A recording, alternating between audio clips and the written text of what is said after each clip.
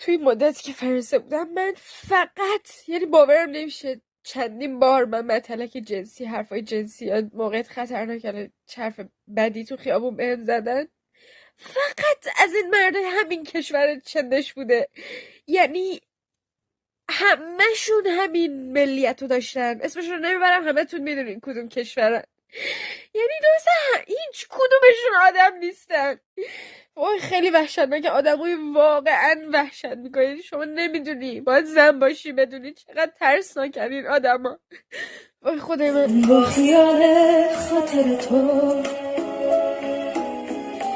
از همه کس دل بریدم، دیدی آرام جانم، تا کنون وصلت ندیدم. گر به من مهری